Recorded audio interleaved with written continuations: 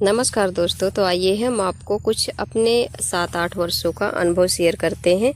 तो ये हमारे पास ब्लाउज जो है, तो इसको हम सिलाई मार्जिन पे पकड़ रखा है, तो ये आगे को लटक रहा है। और ये हमारे पास एक नाप आया है जो कि इसका पीछे का पार्ट लटक रहा है, यानी कि ये ब्लाउज हमारे हिसाब से तो सही नहीं है, क्योंकि आपको तो मालूम ही है कि ब्लाउज का आगे का पार्ट ज़्यादा होना चाहिए। तो इसलिए मैंने इसकी लंबाई नापी ब्लाउज की, तो 14 इंच थी। इसका अपर चेस्ट था 36 इंच और इसकी कमर है 32 इंच।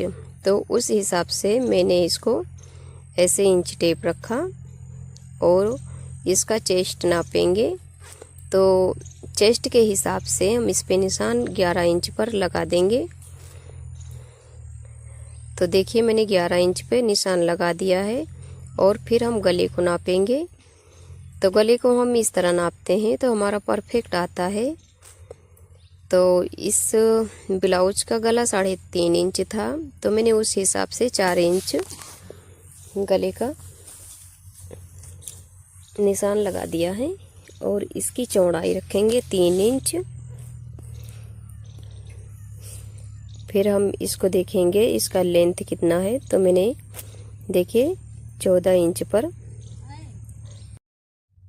निशान लगाया और उसके बाद ऐसे सीधी लंबी लाइन ड्रॉ कर दी है।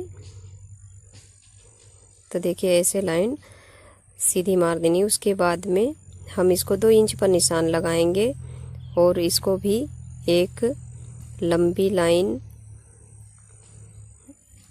ऐसे हमें लंबी लाइन ड्रॉ कर देनी है।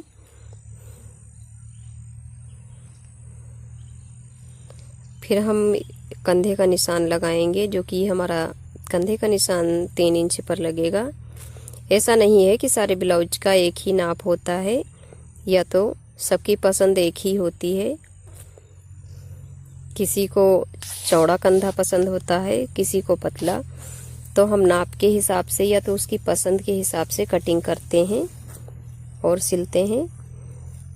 तो ये फुल आस्तीन का ब्लाउज था, तो इसलिए मैंने इसको 5.25 इंच पर निशान लगाकर ऐसे बॉक्स की तरह बना दिया है। फिर यहाँ से मैंने इंच टेप रख कर देखा कि 5.5 इंच है या नहीं, तो उस हिसाब से मैंने ऐसे आर्म होल की गोलाई दे दी है। देखिए कुछ इस तरह गोलाई देंगे।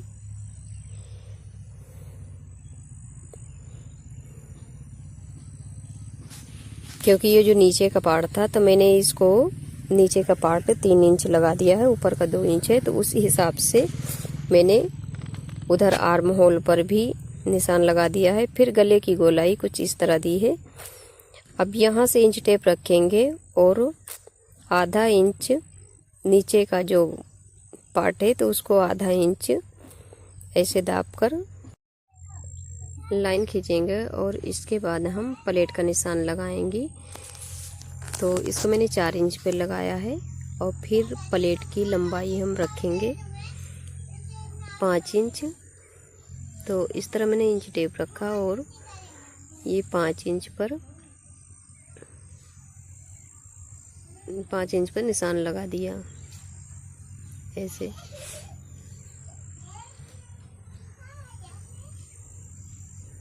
तो हमारा ब्लाउज का निशान लग चुका है। अब इसकी कर देंगे कटिंग। तो कटिंग हमें कुछ आसानी से ऐसे कर लेनी है।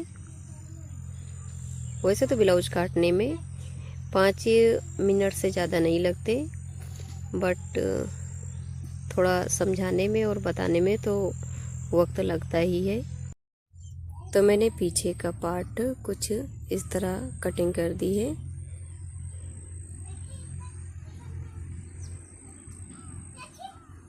ये हमारा पीस वाला कपड़ा था।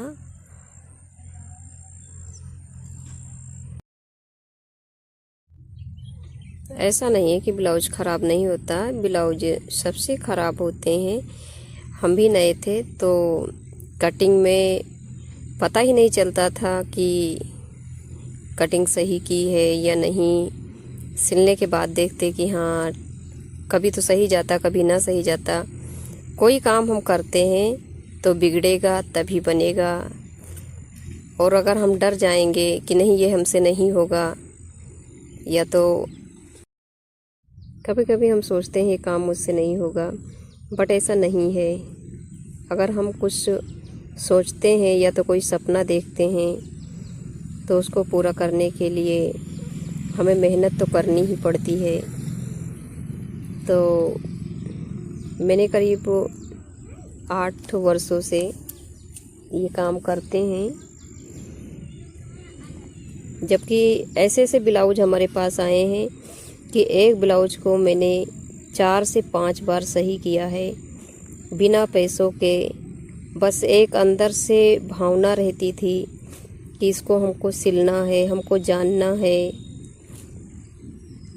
और हमें कुछ करना है।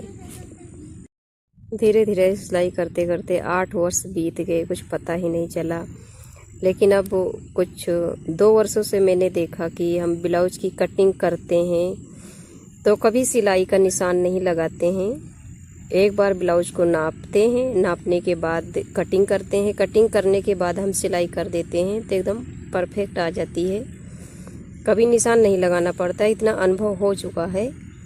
तो इसलिए मैंने सोचा क्यों ना हम आप लोगों के साथ भी शेयर करें कि ब्लाउज की कटिंग कैसी करनी है, कैसे करते हैं।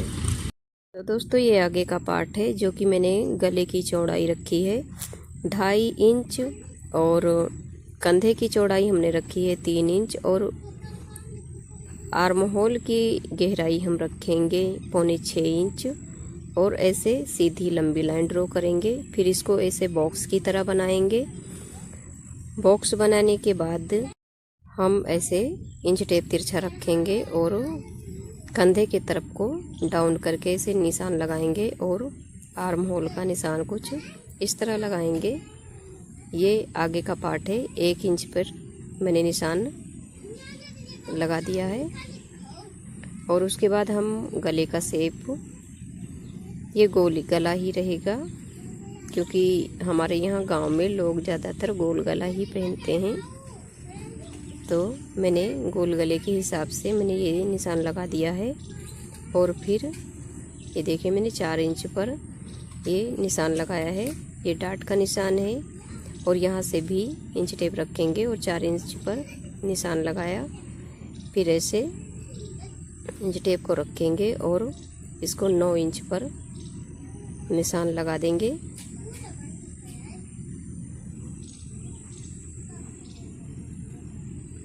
तो देखिए मैंने 9 इंच पर ये बीच वाला टक्स का निशान लगा दिया है। फिर ये जो बीच वाला टक्स का निशान है वहाँ से 2 इंच छोड़कर नीचे हम ऐसे लाइन खींच देंगे। 2-2 इंच का गैप देकर ऐसे हम लाइन खींचते जाएंगे कुछ इस तरह।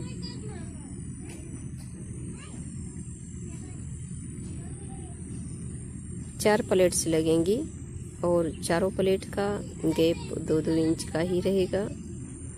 तो मैंने ऐसे टक्स के निशान भी लगा दिए हैं।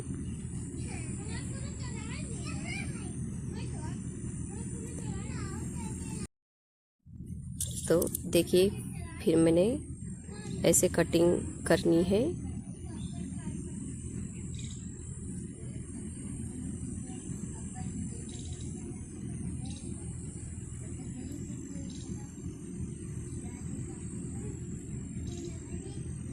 कटिंग करते समय ये ज़रूर ध्यान रखें कि हमें कपड़े को नहीं घुमाना है, हमें इसे रख देना। रखने के बाद ऐसे आराम से काट लेना है, कपड़े को नहीं घुमाएंगे क्योंकि कपड़ा नहीं घुमाना चाहिए। घुमाने से क्या होता है कि हम निशान जो लगाते हैं तो इधर उधर हो जाएगा, इसलिए हम कपड़े को कभी नहीं घुमाएंगे। और ये जो मैंने गले का पार्ट निकला था तो इसको हम सीधा ऐसे काट कर सीधा कर लेंगे। सीधा करने के बाद इसको 2 भाग में काट देंगे और एक को काज पट्टी बना देंगे और एक को बटन पट्टी बनाएंगे।